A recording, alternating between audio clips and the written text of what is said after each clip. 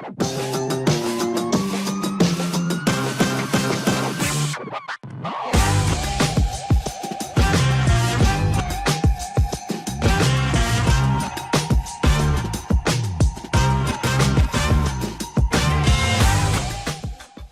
to the Amy Gregory Show, the show where real estate gets a reality check and success doesn't require burnout.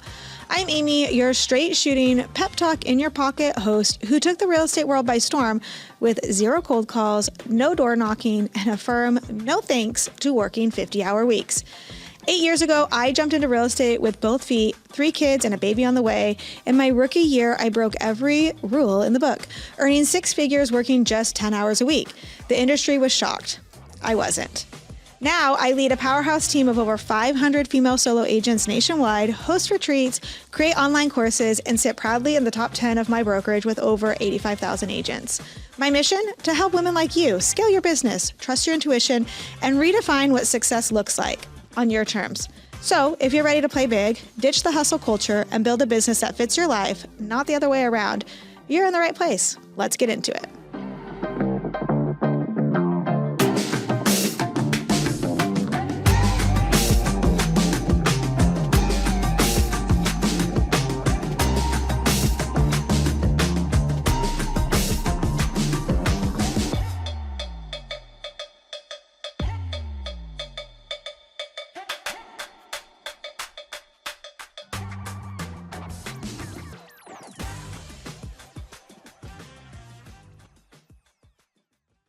Welcome back to the Amy Gregory Show. Today we're going to jump into how to jumpstart your 2025 if you're starting at zero. First of all, the goal is to never be starting at zero in the beginning of a new year.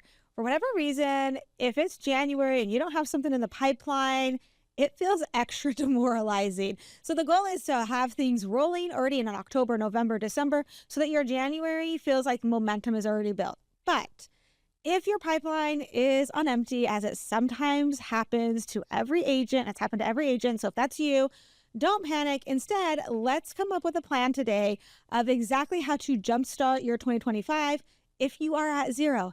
Here's the good news. You can use this plan anytime you're at zero. It doesn't have to be in January, but if you're sitting in January like, oh my gosh, my year's off to a horrible start, this is my plan for you. And it might surprise you with how simple it is, but I have found that simple things repeated over time always bring the best results.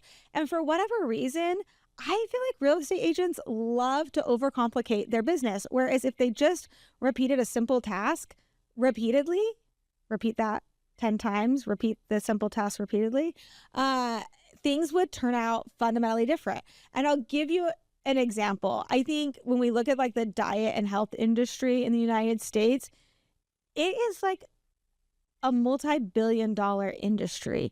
And really, it's actually pretty simple. Here's your recipe if you want to feel better. That's what everyone is selling in that diet and health industry, is feeling better. Okay, if you want to feel better, go to bed, drink more water, move your body more, and eat less, theoretically. Eat less sugar, eat more real food, and magically you will feel better. And yet we have so many programs or supplements or all of the things. But when we really break it down, it actually comes down to those simple habits that are actually kind of boring. So this might feel boring, but the great thing about boring is it will actually build you a phenomenal business. So let's jump into it. How to jumpstart your 2025 if you're starting at zero. You have 0 listings, you have 0 buyers inside of your pipeline.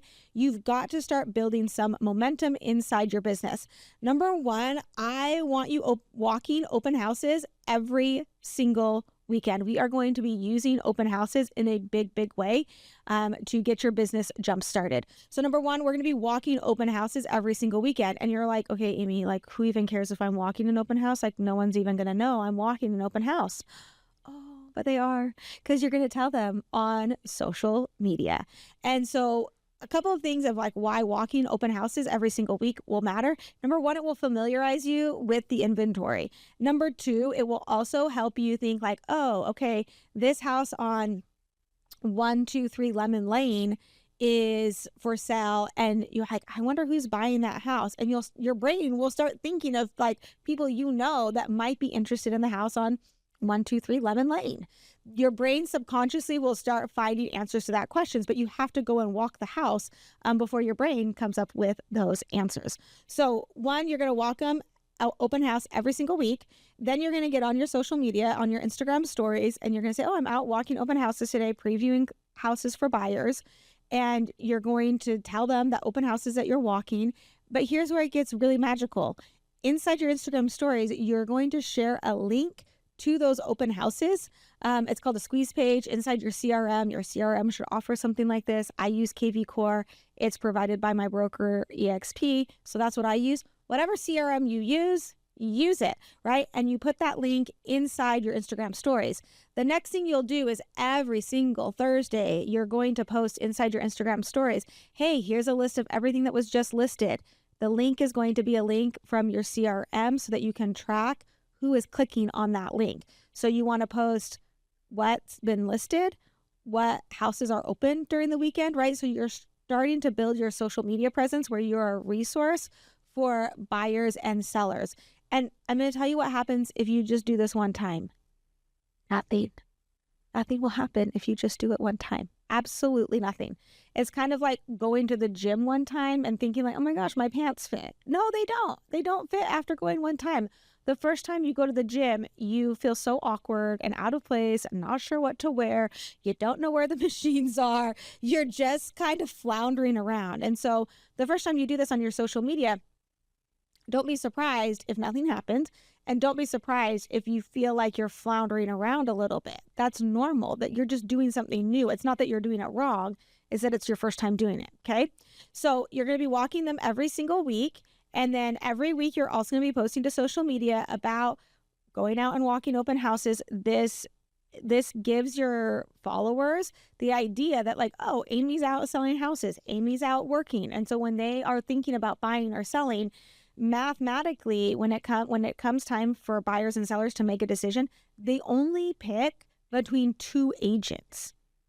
That's what the data says, is that when a buyer or seller is like, oh, I need to hire a real estate agent, they literally only pick between two agents. So this is a game of staying top of mind. And this is why social media is so incredibly valuable. Okay. Now, that's just step one. Don't think that's all I've got for you guys today. Okay. So once we start talking about open houses, then you're going to get into the MLS. You're going to look up your brokerage and you're going to find open houses that are being held by your brokerage. And you're going to call the listing agents and you're going to say, hey, can I come and hold that house open for you? This is how you build relationships inside the business. And frankly, I don't know what it is with agents. Sometimes agents don't like having relationships with other agents, or they're very guarded in their business, which is just weird to me, but whatever. So some agents might not be nice to you about it when you call them, but there will be agents that are like, yes, come and sit my open house for me. Absolutely, you can do that. Or they'll allow you to video through it and post about it, right? So once you land an open house that you can sit, and you're hosting the open house, this is where like actual magic can start to happen. So it's not holding the open house where the magic happens. It's everything around the open house that you can do with hosting an open house, right? So one, you're going to, and I know this is going to sound archaic and you're gonna be like, Amy, I thought we were going to like build a modern real estate business. And you are, but first you need to build momentum. You don't have a business yet, right? So you've got to build the momentum before you can maybe not do some of these things.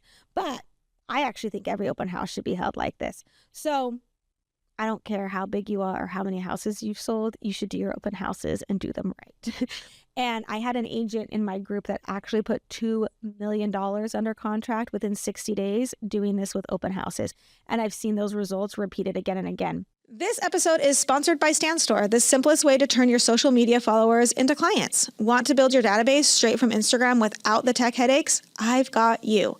Click the link in the show notes to download my website template for realtors, designed to help you capture leads and grow your business with ease.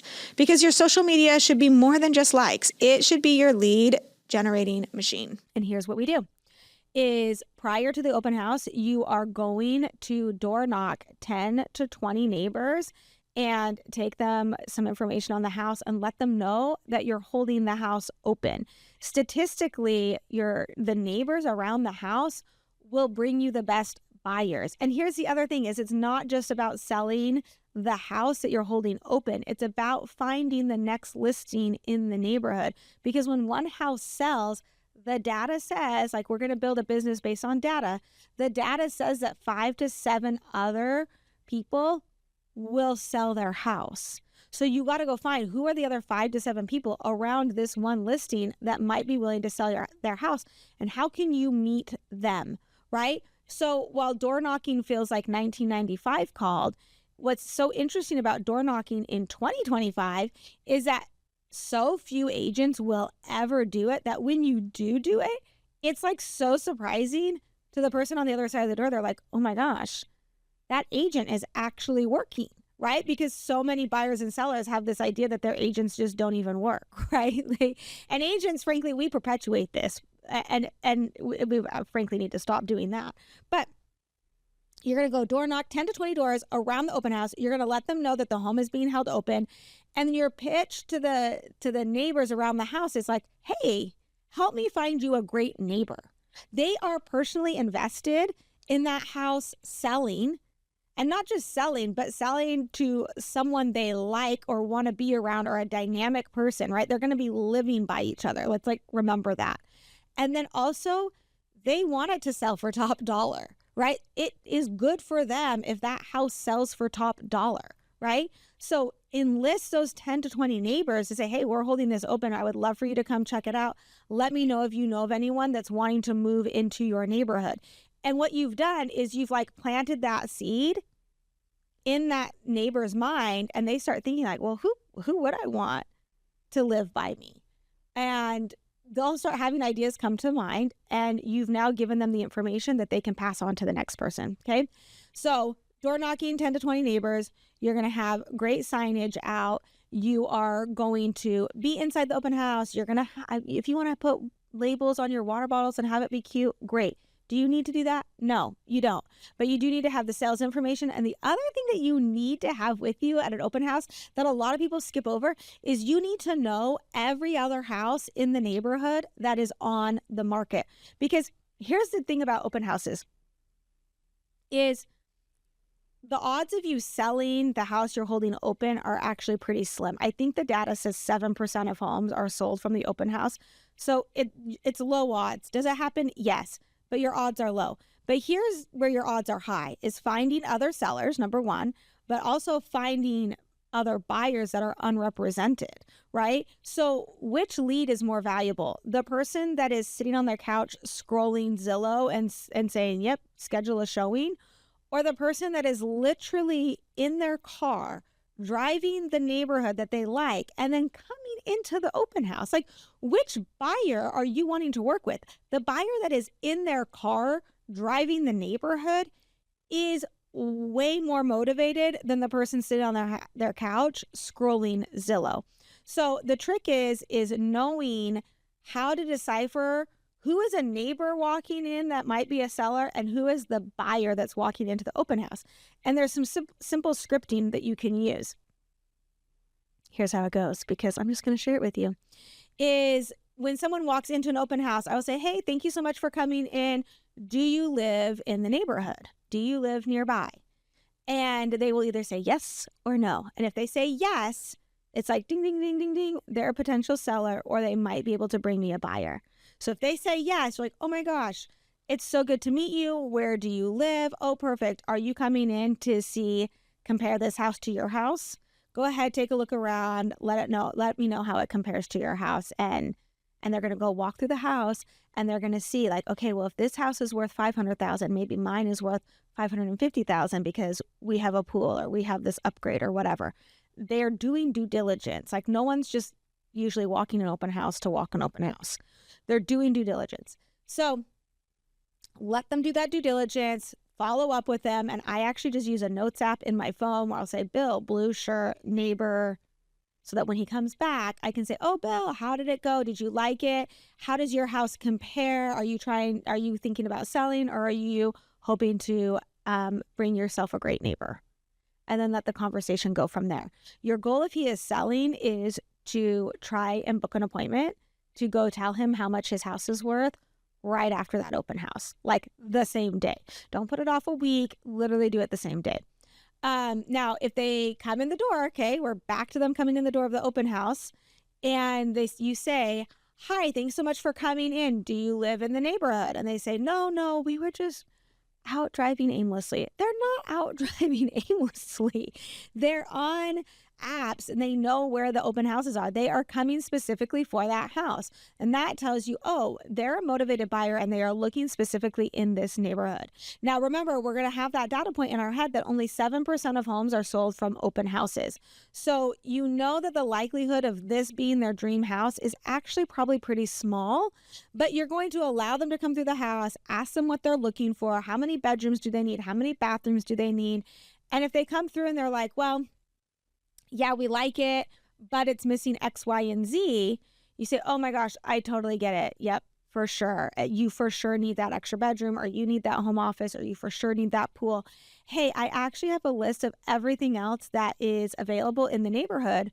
Would you like me to send it to you? And they're gonna be like, oh yeah, that would be so great. As a real estate agent, I actually do have access to houses that are not listed on the MLS. They're coming soon, right? So the end consumer hasn't quite seen those ones yet. So I can say, oh yeah, I have this whole list of everything that is, on the market or is coming soon to the market. Would you like me to send that to you? And they'll say, oh yeah, of course. And then this is what you say. Oh, perfect. What's your cell phone number? And I'll text you a link to the list. You want to gather their information before you give them that list. The next thing you want to say to them is, let them look at the list a little bit and say, oh yeah, but they've already told you they need a home office or they need a pool or whatever it is. You should be familiar enough with the inventory, like within the square mile, to say, oh, this one on 123 Lemon Lane actually does have a pool. Would you like me to text the agent and see if we can walk it in an hour or whenever the open house is done? So you then want to try and take them through the property whenever you're done with the open house. And this is how you start locking down those leads, right? Of course, you're going to have to get your buyer's agent agreement signed. Don't skip any of those steps. But you can see how if you do this every single weekend, you suddenly start filling your pipeline. I know agents that were doing like 2 or 3 open houses every single weekend. And here's where it gets even better. Is then you show all of this on social media. You create your reels, you create your Instagram stories, you share those links inside of your stories. Now you have all of this content that then you can amplify on social media. And that's the big magic of social media is it just amplifies what's already working inside your business, right? So you do the open house and let's say it goes under contract or something like that. And let's say you have multiple offers on that listing. The next thing you're going to do is you're going to go back and door knock those same 10 to 20 people because that house selling impacts them directly. And you're going to say, oh, by the way, we sold the house on 123 Lemon Lane, and I just want to let you know that it sold for X amount. And we actually had 3 offers on the property, which means there's 2 other qualified buyers looking in your area. If you've ever considered selling, let me know because now you know there's 2 other qualified buyers in the area. And for those neighbors of like 10 to 20 people that you've door knocked, they've seen you door knock before the open house. They've seen you host the open house. They've likely seen it on social media because the algorithm is going to show you to them because that's how the algorithm works. That's why social media is so wonderful, is it will go and find your people for you. And then they've seen you go and follow up with them and say, hey, by the way, thank you so much for your patience during the open house. Here's the information you need to know. From their perspective, isn't that an agent that they're like, yeah, I know my second cousin Sally got her license 6 months ago, but this agent over here is out hustling and actually doing the deals. And remember, when it comes time to hire, they're only going to choose between 2 agents. Which one do you think they are choosing? They're choosing you. So I did this one time with an open house as I was sitting it was one of my own listings and I was sitting in the open house and a client came in. I should probably start from the beginning. Okay, I'll start from the beginning. I have time.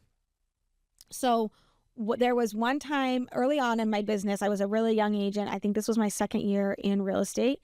And I literally had 7 deals come from one phone call that I answered. And the phone call came in. That's the other thing with agents, like just answer your phones. Like so many times we just don't answer our phone if we don't recognize the number. Answer your phone. And it was dinner time, which is a time I normally try not to answer my phone. And I didn't recognize the phone number, and someone called me, and she found me on Zillow. She found my phone number on Zillow. I've never paid for any Zillow leads or like put my name anywhere on there, but as an agent, you're in the database, right? And so she called me and asked me some questions, and I said, sure, I'd be happy to help you. And I ended up listing her house. And then I ended up listing her mom's house. And then it was her mom's sister's house that I ended up listing. And I sat that listing, and a client came in, and I did this whole spiel of, hi, do you live in the area? Oh, yeah, we live around the block. Oh, good. Are you thinking about selling and coming in to like see how your house compares? Oh, yeah, well, we've kind of thought about it. We don't really know. Da, da, da. Oh, my gosh. Take a look around. Let me know if you have any questions. And then at that point, I said, hey, if you're thinking about selling, I'm happy to come and let you know what your house is worth. I'll be done here in an hour. Would you like me to drop over then? And she said, oh, yeah, that would actually be great.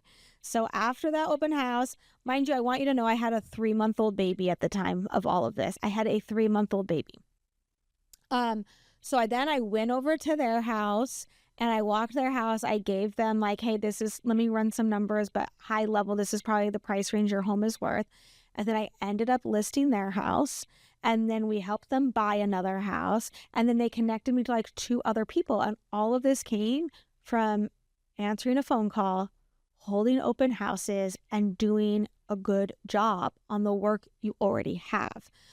This is how you have your clients like not be able to get your name out of their mouth. And so this strategy has worked over and over again.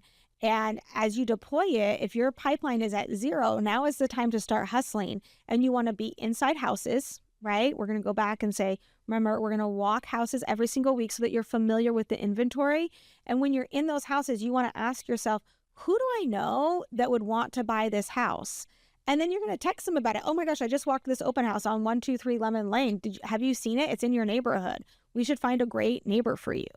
And just drop that to your friend that lives in that neighborhood, and they'll start thinking about it. Then you're also going to post about upcoming open houses and just listed inside your Instagram stories every single week.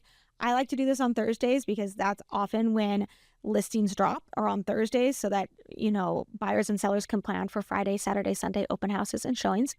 Then you're going to seek out opportunities to sit open houses. And I want you to try and sit at bare minimum. If your pipeline is at 0, you should be sitting an open house every single weekend and perfecting your skills at interacting with, like, these are hot leads coming in. These buyers that are out driving a neighborhood, those are hot leads, and you have to get good at talking to them. And so what's great is when you've been walking open houses every week, then you're sitting at an open house, you have things to say to that buyer. Oh yeah, I saw that house. It just got listed, right? So it helps you understand the inventory and have like meaningful conversations with these buyers and sellers. You have the scripting now for both your buyers and your sellers coming in. We're going to be door knocking the ones around the open house. We're going to be following up. You're going to have a list of everything that's like similar to your house, to your open house that you can then share with anyone that comes in, but not before getting their contact information. They've got to give you their contact information before you give them that list. And I want you to think about, if you did this for 30 days straight, theoretically, that's at bare minimum that you have sat 8 open houses, and you have walked 8 open houses, and you have posted to your social media at least 16 times throughout that month. Tell me you don't have deals in your pipeline now. And I understand so many of them say, oh my gosh, Amy, that is crazy. Yeah, it is. It's crazy. And you want to know what's even more crazy is the amount of deals will come from that kind of behavior. I've said it before and I will say it again. You have to be borderline crazy in your pursuit of success. The most successful people are the ones that are a little bit crazy. thank you so much for being here. Hoping that you embrace your crazy a little bit more this week as you pursue building a business that scales from your kitchen table. I'm Amy Gregory, and thanks for being with us on The Amy Gregory Show. Thanks for tuning in to The Amy Gregory Show. If today's episode gave you that I needed this feeling, go ahead and hit subscribe so you never miss a pep talk when you need it most. And hey, if you're ready to scale your business without the burnout, I've got you. Head over to @AmyGregory on Instagram to connect, grab free resources, or join my community of powerhouse women who are redefining real estate success. Until next time, trust your gut, take up space, and remember, you're just one bold move away from your next breakthrough.